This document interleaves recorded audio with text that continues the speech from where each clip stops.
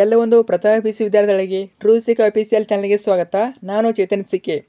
ಇವತ್ತಿನ ಈ ಒಂದು ನಿಮಗೆ ಪ್ರಥಮ PC ಪ್ರಥಮ ಕಿರು ಪರೀಕ್ಷೆ ಅಂದರೆ ಫಸ್ಟ್ ಯೂನಿಟ್ ಟೆಸ್ಟ್ನ ಅರ್ಥಶಾಸ್ತ್ರ ವಿಷಯದ ಕ್ವಶನ್ ಪೇಪರ್ ನೋಡೋಣ. ಅಂದರೆ ಎಕನಾಮಿಕ್ ವಿಷಯದ ಕ್ವಶನ್ ಪೇಪರ್ ನೋಡೋಣ. ಇದೊಂದು ತುಂಬಾ ಇಂಪಾರ್ಟೆಂಟ್ ಯಾಕಂದರೆ ಇಲ್ಲಿ ಯಾವ ಪ್ಯಾಟರ್ನಲ್ಲಿ ಕ್ವಶನ್ ಕೇಳಿದರೆ ಅದೇ ಒಂದು ಪ್ಯಾಟರ್ನ್ ನಿಮಗೆ ನಾಳೆ ಎಕ್ಸಾಮಲ್ಲಿ ಕ್ವಶನ್ಗಳನ್ನ ಕೇಳ್ತಾರೆ. ಆಯ್ತಾ? ಸೊ ಇದು ಬಂದ್ಬಿಟ್ಟು ಇದೇ ವರ್ಷ ನಡೆದಂಥದ್ದು ಅಂದರೆ 12/8/2025 ಇದೇ ವರ್ಷ ನಡೆದಿದೆ. ಅರ್ಥ ಆಯ್ತಾ? ಸೊ ಇಲ್ಲಿ ಯಾವ ಪ್ಯಾಟರ್ನಲ್ಲಿ ಕ್ವಶನ್ ಇವೆ, ಯಾವ ಪ್ಯಾಟರ್ನ್ ಆಗಿರ್ಬೋದು, ಯಾವ ಕ್ವಶನ್ ಕೂಡ ಬರ್ತವೆ ನಿಮಗೆ. ಇಲ್ಲಿರೋ ಕೆಲಸ ಕ್ವಶನ್ ಕೂಡ ರಿಪೀಟ್ ಆಗ್ತವೆ. ಸ್ಟುಡಿಯೋನ ಕೊನೆವರೆಗೆ ನೋಡಿ, ತಪ್ಪದೆ ನೋಡಿ. ಬನ್ನಿ ಇವತ್ತಿನ ನೋಡೋಣ, ಶುರು ಮಾಡೋಣ. ಅದಕ್ಕೆ ಮುಂಚೆ ನೀವು ಒಂದು ಇಂಪಾರ್ಟೆಂಟ್ ಕೆಲಸ ಮಾಡಬೇಕು. ಅದೇನಂತಂದರೆ ಹೊಸದಾಗಿ ವಿಡಿಯೋಸ್ ಅದರ ಅಥವಾ ಚಾನಲ್ ಸಬ್ಸ್ಕ್ರೈಬ್ ಇಲ್ಲ, ಮಿಸ್ ಮಾಡಿ ಚಾನಲ್ ಸಬ್ಸ್ಕ್ರೈಬ್ ಮಾಡ್ಕೊಳ್ಳಿ. ಯಾಕಂದರೆ ನಿಮಗೆ ಇದೇ ರೀತಿ ಎಲ್ಲ ಕ್ವಶನ್ ಪೇಪರ್ಗಳು ಬರೀ ಟೆಸ್ಟ್ ಮಾತ್ರವಲ್ಲ, ಅರ್ಧ ವಾರ್ಷಿಕ ಮತ್ತು ನಿಮಗೆ passing package, scoring package, fix questions, important questions ಪ್ರತಿಯೊಂದು ವಿಡಿಯೋಗಳು ಇದೇ ಒಂದು ಚಾನಲ್ ಆಗ್ತೀವಿ. ಅರ್ಥ ಆಯ್ತಾ? ಸೊ ಮಿಸ್ ಮಾಡಿ ಚಾನಲ್ ಸಬ್ಸ್ಕ್ರೈಬ್ ಮಾಡ್ಕೊಳ್ಳಿ, ಎಲ್ಲವನ್ನು ಯೂಸ್ ಮಾಡ್ಕೊಳ್ಳಿ. ನೀವು ಸಬ್ಸ್ಕ್ರೈಬ್ ಮಾಡ್ಕೊಂಡ್ರೆ ಮಾತ್ರ ಎಲ್ಲ ವಿಡಿಯೋಗಳು ಸಿಗ್ತವೆ. ಅರ್ಥ ಆಯ್ತಾ? ತಪ್ಪದೆ ಎಲ್ಲರೂ ಕೂಡ ಮಾಡ್ಕೊಳ್ಳಿ, ತುಂಬಾ ಇಂಪಾರ್ಟೆಂಟು. ಸೊ ನೀವು ಮಿಸ್ ಮಾಡಿದರೆ ಎಲ್ಲ ವಿಡಿಯೋಗಳು ಮಿಸ್ ಆಗ್ತವೆ. ಆದ್ದರಿಂದ ತಪ್ಪದೆ ಮಾಡ್ಕೊಳ್ಳಿ. ಮಾಡಿದ್ರಾ ಮತ್ತೆ ವಿಡಿಯೋನ ಲೈಕ್ ಮಾಡಿ, ನಿಮ್ಮೆಲ್ಲ ಫ್ರೆಂಡ್ಸ್ಗೆ ತಪ್ಪಿಸಿ ಮಾಡಿ. ಎಲ್ಲ ಫಸ್ಟ್ PLC ಫ್ರೆಂಡ್ಸ್ ಇದ್ದಾರೆ, ಖಂಡಿತ ಅವ್ರಿಗೆ ಶೇರ್ ಮಾಡಿ. ಓಕೆ, ಬನ್ನಿ ಇವತ್ತಿನ ಈ ವಿಡಿಯೋನ ಶುರು ಮಾಡೋಣ.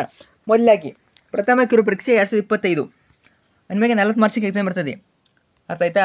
ಮೊದಲಾಗಿ ವಿಭಾಗ ಎಲ್ಲಿ ನಿಮಗೆ ಮಲ್ಟಿಪಲ್ ಚಾಯ್ಸ್ ಕ್ವಶನ್ ಕೇಳ್ತಾರೆ, ಅಂದರೆ ಬಹು ಆಯ್ಕೆಯ ಪ್ರಶ್ನೆಗಳನ್ನ ಕೇಳ್ತಾರೆ.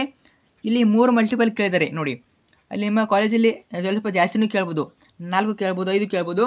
ಅವ್ರ ಮೇಲೆ ಡಿಪೆಂಡು. ನಿಮ್ಮ ಕಾಲೇಜಲ್ಲಿ ಕ್ವಶನ್ ಪೇಪರ್ ಯಾರು ಸೆಟ್ ಮಾಡ್ತಾರೆ ಅವ್ರ ಮೇಲೆ ಡಿಪೆಂಡು. ಆಲ್ಮೋಸ್ಟ್ ನಿಮಗೆ 3 ಅಥವಾ 4 ಕೇಳಿರ್ತಾರೆ. ಅರ್ಥ ಆಯ್ತಾ? ಪ್ಯಾಟರ್ನ್ ಮಾತ್ರ ಸೇಮ್, ಮಲ್ಟಿಪಲ್ ಇರ್ತವೆ, ಎಲ್ಲ ಕೂಡ ಕ್ವಶನ್ ಸೇಮ್ ಇರ್ತವೆ.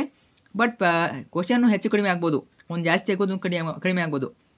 ಇನ್ನು ಎರಡನೇ ಮೇಲೆ ನಿಮಗೆ ಬಿಟ್ಟ ಸ್ಥಳ ಕೇಳ್ತಾರೆ. ಅರ್ಥ ಆಯ್ತಾ? ಬಿಟ್ಟ ಸ್ಥಳ ಕೇಳ್ತಾರೆ, ಮೇಲೆ ಬ್ರಾಕೆಟಲ್ಲಿ ಕೊಟ್ಟಿರ್ತಾರೆ ಆನ್ಸರ್ಗಳನ್ನು. ಸೊ ನೀವು ಈಸಿಯಾಗಿ ಆನ್ಸರ್ ಮಾಡ್ಬೋದು.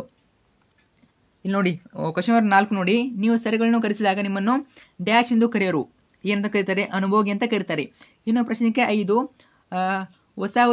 ವಸಾಹತುಶಾಹಿ ಆಳ್ವಿಕೆಯಲ್ಲಿ ಭಾರತದ ಹತ್ತಿ ಬಟ್ಟೆ ಕೈಗಾರಿಕೆಗಳು ದೇಶದ ಡ್ಯಾಶ್ ಪ್ರಾಬಲ್ಯಕ್ಕೊಳಪಟ್ಟಿದ್ದವು.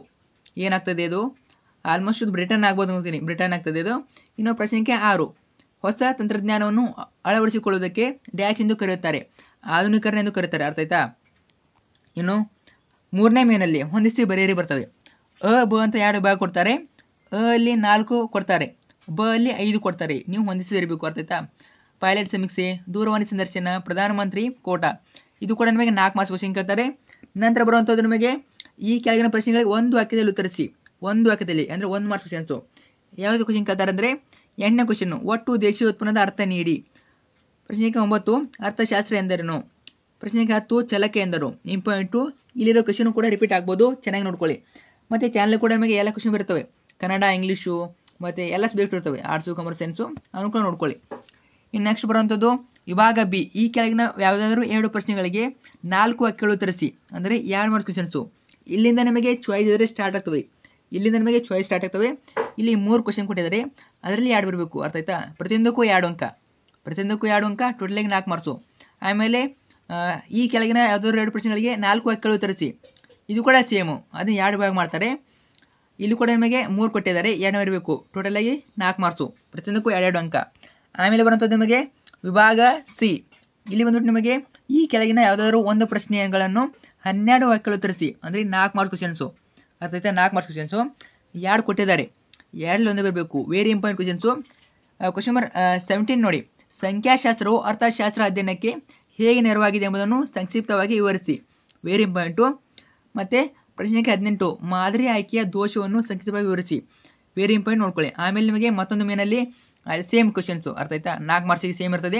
ಇಲ್ಲಿ ಕೂಡ 2 ಕೊಟ್ಟಿರ್ತಾರೆ, 19, 20 2 ಕೊಟ್ಟಿದ್ದಾರೆ, 2ರಲ್ಲಿ 1 ಬರೀಬೇಕು. ಅರ್ಥ ಆಯ್ತಾ? ಆಲ್ಮೋಸ್ಟ್ ನಿಮಗೆ ಚಾಯ್ಸ್ ಕೊಟ್ಟಿರ್ತಾರೆ, 1 ಆನ್ಸರ್ ಗೊತ್ತಿಲ್ಲ ಕೂಡ ಇನ್ನೊಂದು ಬರೀಬೋದು. ಅರ್ಥ ಆಯ್ತಾ? ಡೋಂಟ್ ವರಿ, ಚೆನ್ನಾಗಿ ಓದ್ಕೊಳ್ಳಿ. 19ನೇ ಕ್ವಶನ್ ನೋಡಿ. ಸ್ವಾತಂತ್ರ್ಯ ಪೂರ್ವದಲ್ಲಿ ಭಾರತದ ವಿದೇಶ ವ್ಯಾಪಾರದ ಪ್ರಮಾಣ ಮತ್ತು ದಿಕ್ಕನ್ನು ಸೂಚಿಸಿ. ಮತ್ತು ಭಾರತದಲ್ಲಿ ಭೂ ಸುಧಾರಣೆಗಳನ್ನು ಕುರಿತು ಬರೆಯಿರಿ. ಸೊ ವೆರಿ ಇಂಪಾರ್ಟೆಂಟು, ಚೆನ್ನಾಗಿ ಓದ್ಕೊಳ್ಳಿ. ಇಲ್ಲೂ ಕ್ವಶನ್ ಕೂಡ ರಿಪೀಟ್ ಆಗ್ತವೆ. ಸೊ 1 ಅಥವಾ 2 ಆಗ್ಬೋದು, ಅಥವಾ ಕೆಲವಷ್ಟು ಅರ್ಧ ಆಗ್ಬೋದು, ಅದು ನಿಮ್ಮ ಕ್ವಶನ್ ಪೇಪರ್ ಡಿಪೆಂಡು. ಸೊ ಚೆನ್ನಾಗಿ ಓದ್ಕೊಳ್ಳಿ. ಸೊ ಚಾನಲಲ್ಲಿ ಇರ್ತವೆ ನಿಮಗೆ ಪ್ರತಿಯೊಂದು ಇರ್ತವೆ ಕ್ವಶನ್ ಪೇಪರ್ಗಳು. ಸಬ್ಸ್ಕ್ರೈಬ್ ಮಾಡ್ಕೊಂಡು ಎಲ್ಲ ನೋಡ್ಕೊಳ್ಳಿ. ಮತ್ತು ಫ್ರೆಂಡ್ಸ್ಗೆ ಶೇರ್ ಮಾಡಿ. Thank you so much.